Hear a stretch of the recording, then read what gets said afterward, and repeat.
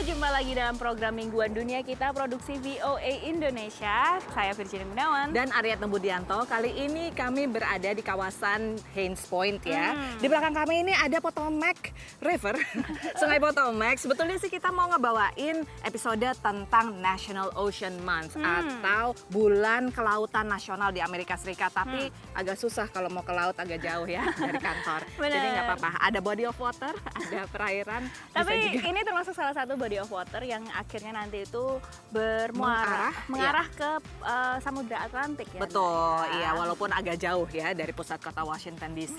Nah, kita kan mau ngomongin soal National Ocean Month. Ini Gedung Putih juga sudah mengeluarkan pernyataan bahwa ini bulan yang penting, Jin, sebetulnya. Selain mengajak warga Amerika untuk lebih apresiasi dan juga menikmati laut ya dan perairan di Amerika Serikat, tapi juga harus berupaya untuk menjaga kebersihan dan juga mengkonservasi lingkungan coastal area atau pantai ya. Nah, ngomong-ngomong soal daerah yang bersinggungan dengan laut ya atau coastal area seperti misalnya di California.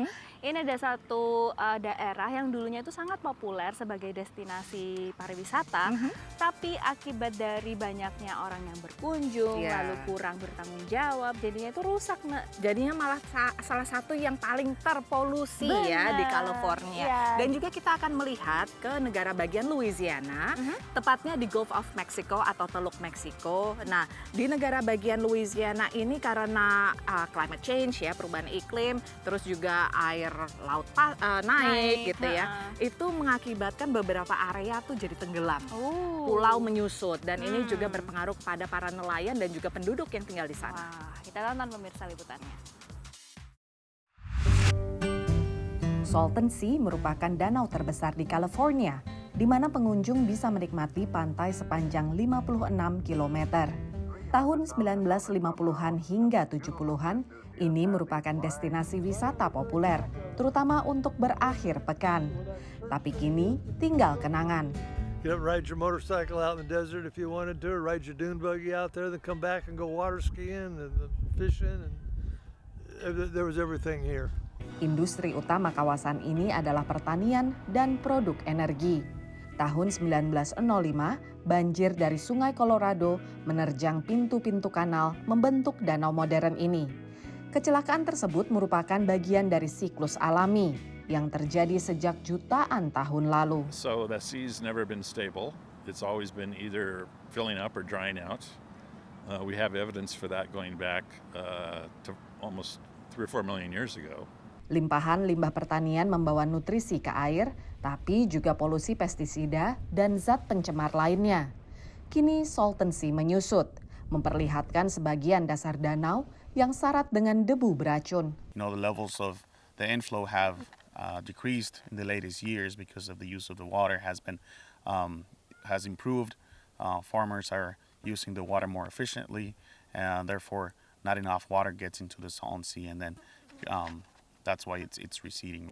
Menurut aparat kesehatan masyarakat, polusi dari dasar danau memperparah gejala asma. Ini ditambah dengan polusi dari Mexicali, Meksiko. Multiple contaminants, and we're right by the border, so we get enormous amounts of transport of pollution coming from Mexico, because again, we get characterized as a rural community. Well, we might appear to be rural, but we are basically suburban to a metropolitan area of over 1 million people right across the border. Ada sejumlah ide untuk menambah debit air Salton Sea. Misalnya skema ambisius pembuatan kanal yang mengalirkan air dari Laut Cortez di Meksiko yang jaraknya 200 km di utara. Tapi untuk saat ini sejumlah lembaga pemerintah dan komunitas suku asli pemilik tanah kawasan ini perlahan-lahan memulihkan habitat alamiah satwa dan tanaman serta penduduk asli. Dari Bombay Beach, California, VOA. Jalan aspal tipis inilah satu-satunya yang menghubungkan Isle de Jean Charles dengan pesisir Louisiana. Nenek moyang Chris Brunet yang penduduk asli Amerika melarikan diri ke daerah rawa ini pada tahun 1800-an untuk kabur dari para penjajah kulit putih. We've been over here for generations, and so since we are Native Americans, we are tied to the land. Namun tanah itu terus terkikis ke Teluk Meksiko. Isle de Jean Charles sudah menyusut 98% sejak 1950-an. Kanal pengeboran minyak dan gas serta jaringan pipa telah menggerogoti daratan di sepanjang pesisir Louisiana. Perubahan iklim memperparahnya, di mana kenaikan muka air laut mempercepat erosi. Chris, yang sejak lahir tinggal di sini, menyebut penyusutan lahan yang tak terhindarkan memaksanya pergi. It causes people to make decisions they don't want to make, and they're almost forced to make that decision because of climate change. Where we're walking right now. Pat Forbes mengepalai kantor pengembangan masyarakat Louisiana yang mengawasi dana hibah pemerintah federal $48 juta untuk merelokasi penduduk ke lingkungan yang baru 55 km dari lokasi awal. Ini pertama kalinya dana hibah diberikan untuk merelokasi penduduk yang terancam perubahan iklim di Amerika. Menurut Pat, dana serupa mungkin akan banyak diberikan seiring semakin banyak warga berusaha menyelamatkan diri. HUD wanted us to do something that helps all of us learn how to do this better because there's going to be a lot of it going on. All we've ever done in the past is give people money to go find a house somewhere. And when you do that, the whole community falls apart, spreads out all over the place. Kali ini, hampir seluruh penduduk Isle de Jean Charles yang erat satu sama lain akan direlokasi bersama. Keponakan Brunette pun akan ikut dengannya ketika pembangunan rumah di lokasi baru selesai tahun ini. Tapi tetap saja, perasaan Chris campur aduk menghadapi relokasi. It's like uprooting a tree and moving it some other place, and you can only hope that the roots from that tree is going to take into that new ground. Tercerabut akibat perubahan iklim. Pakar memprediksi akan semakin banyak orang yang terpaksa membangun tempat tinggal baru. Dari Isle de Jean Charles, Louisiana, VOA. Nah sekarang kita istirahat dulu ya Jen, tapi jangan kemana-mana pemirsa, abis ini masih ada liputan-liputan yang nggak melulu tentang laut sih, tapi tentang perairan di seluruh Amerika Serikat, gimana kondisinya. Apalagi ini semua saling berhubungan ya. Betul. Dengan laut. Jangan kemana-mana pemirsa, tetaplah di dunia kita.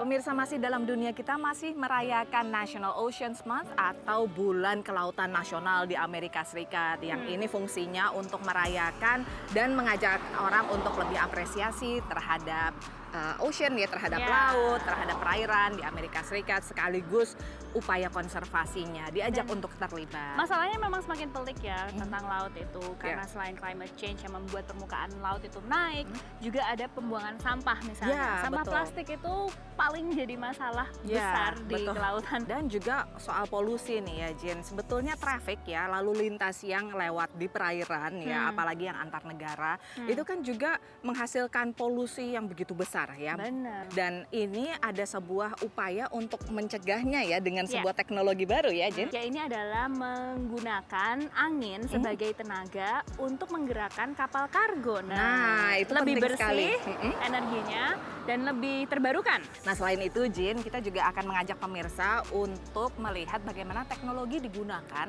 untuk menciptakan lahan basah dadakan. Fungsinya supaya satwa tuh, terutama burung-burung ya, bisa punya makanan gitu. Jadi menyediakan tempat supaya mereka itu lebih tertarik ke satu tempat gitu ya. Iya, karena kan sekarang banyak kekeringan dan lain sebagainya. Kita tonton pemirsa liputannya. Dunia bergantung pada kapal kargo untuk mengirimkan sebagian besar barang yang kita pakai. Tapi kapal-kapal ini memakai bahan bakar kualitas rendah yang mengeluarkan sekitar 1 miliar metrik ton karbon dioksida ke atmosfer setiap tahun menurut Organisasi Maritim Internasional. Ini lebih banyak dibanding karbon yang dikeluarkan negara seperti Jerman.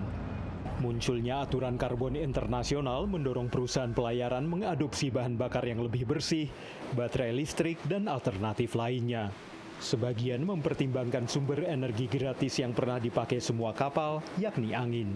Pretty much every vessel can take some type of wind propulsion.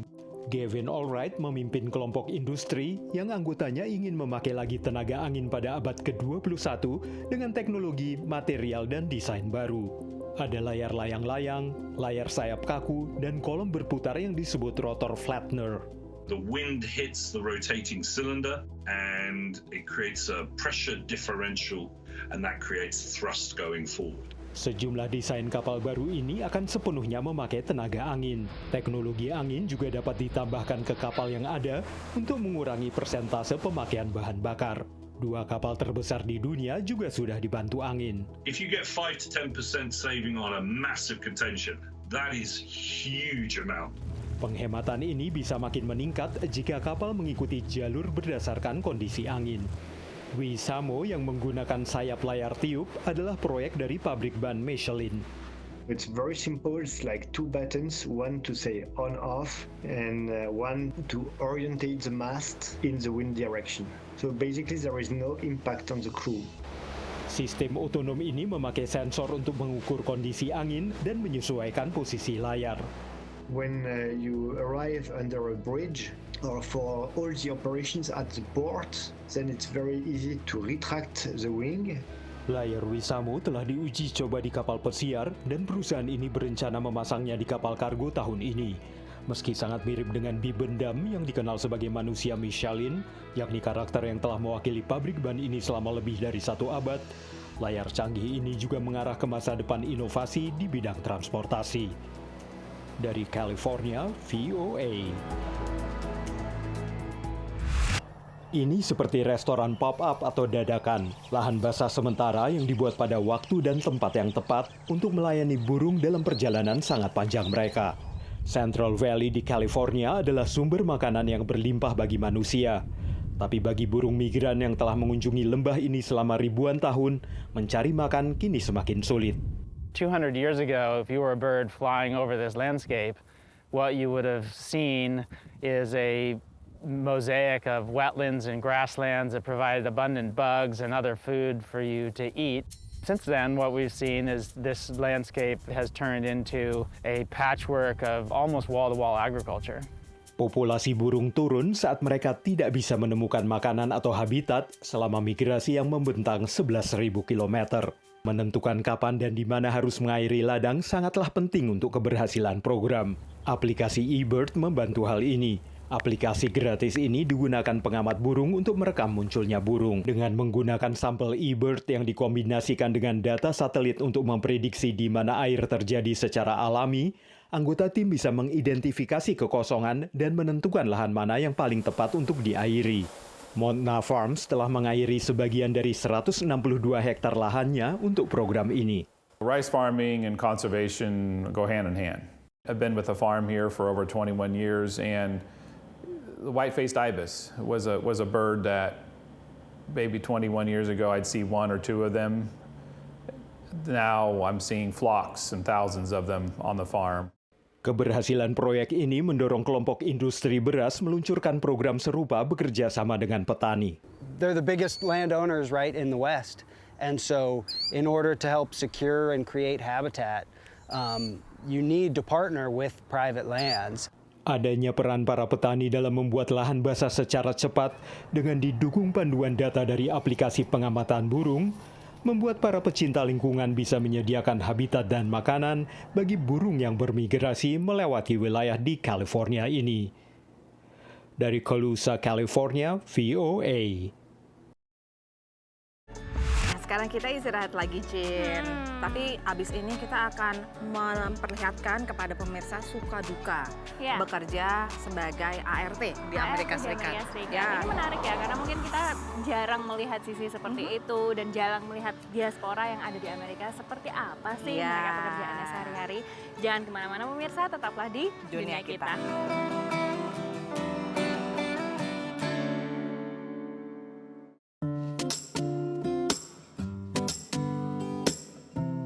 Pemirsa, masih dalam Dunia Kita, sampai di segmen terakhir ini. Tadi kan Ginny dan saya udah janji ingin menampilkan liputan tentang orang Indonesia yang menjadi ART di Amerika Serikat. Ini sesuatu yang jarang ya, Jin ya. Pekerjaan sebagai ART di Amerika Serikat itu cukup terjamin ya, Nak?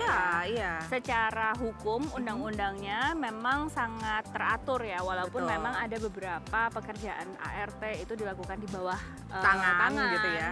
Memang tidak terregulasi regulasi secara tentu, tapi memang peraturan kalau misalnya melanggar tentang HAM atau misalnya melanggar tidak membayar gaji misalnya, itu bisa tuntutannya cukup besar. Betul, ya. iya. Jadi ada legal repercussion-nya lah kalau misalnya ada pelanggaran. Jadi pemirsa langsung aja kita lihat liputannya.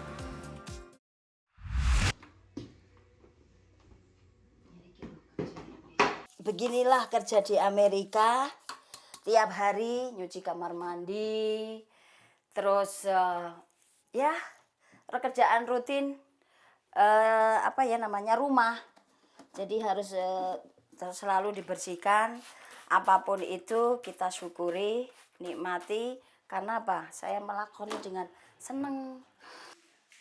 Misyarani atau yang akrab disapa May sudah 21 tahun menjadi pembantu rumah tangga keluarga Dr. Gary di Gettysburg, Maryland. Waktu itu saya belum pernah sama sekali ngomong Inggris. Bisanya cuma yes or not. Pakai isyarat. Jadi bosku do this, ini taruh sini gitu. Understand sedikit. She was so shy. And I remember talking to her and she knew very little English, but she just smiled, beautiful smile, but very quiet. And I thought, you know, okay, let's try, because I know people from Indonesia are so sweet and kind. Berawal dari bahasa isyarat, hubungan mereka kemudian berkembang menjadi lebih dari sekedar hubungan kerja antara pembantu dan majikan. Yes. Yeah, May would tell us stories of other people that worked in other countries for different bosses, and it was a true boss labor relationship, and May, we couldn't even imagine that, but we would never, that's not who we are. You know, we want May to feel her freedom is here in our house with us, because that's who we are. Ya, aku merasa sebagai pembantu, tapi berhubung menganggap aku sebagai family, jadi ya aku tetap koridorku sebagai pembantu ya membantu, kan gitu. Michael, bungsu dari pasangan Gary Debbie, berusia 18 bulan saat May datang ke rumah ini untuk mengasuhnya. Ia sekarang sudah kuliah di tingkat akhir. She was almost like my second mother, I guess you could say, you know. She kind of like, I mean, aside from my parents, I would say she also raised me, because when they weren't around, I was with her all the time. And yeah, she was like also like just like my best friend growing up when I was really young. Di rumah ini, May yang asal Ponorogo, Jawa Timur ini bekerja 5 hari dan 2 hari libur. Gajinya? Sebulannya ada 60-50 juta lebih. Pokoknya saya itu kerja itu demi keluarga di Indonesia. Memperbaiki ekonomi. Kalau orang tua memang aku nomor 1. Apapun dia minta, apapun dia ini, saya membahagiakan orang tua pertama. Yang lainnya kayak keponakan, adik, semua udah saya bantu. Sebelum bekerja di keluarga Dr. Gary, ia pernah bekerja di Arab Saudi dan keluarga Arab di Amerika Serikat. Di situ aku bersyukur. Sekian tahun saya kerja di Arab itu ada 10 tahun. It's so bad. Disitulah saya jadi, gimana ya, aku makanya nggak mau lah ninggalin atau itu. May says she may move back to Indonesia. I'm like, you better make room for me on the train, the plane there. And so I don't think there's an end game. I mean, you know, I think that we love each other so much. And that's where I say, oh my gosh, I'll always need you, because she's really been my lifeline. Mereka pun nggak pengen kehilangan aku, dan aku pun kayak berat sama mereka. Dari Gettysburg, Maryland, Supriyono, VOA. Nah pemirsa, sudah 30 menit kami menemani Anda dengan berbagai cerita soal laut dan juga ART Diaspora Indonesia yang ada di Amerika Serikat. Nah kalau misalnya Anda punya pertanyaan, pengen tahu cerita-cerita apa saja yang ada di Amerika Serikat, bisa langsung DM kami di sosial media. Ada Instagram, Twitter, Facebook dengan kata kunci VOA Indonesia. Nanti kami akan berusaha untuk menjawabnya, dan ada souvenir menarik buat Anda. Nah, kami juga berusaha untuk menjawabnya dengan liputan ya, kalau misalnya bisa ya. Nah, tapi kalau misalnya Anda ingin nonton lagi Dunia Kita atau program VOA yang lainnya, langsung aja kunjungi situs kami di voaindonesia.com dan juga nonton di channel YouTube kami VOA Indonesia tentunya. Dari Washington DC kami undur diri dulu. Saya Aryatna Budianto dan saya Virginia Gunawan. Sampai ketemu lagi minggu depan. Dadah. See you.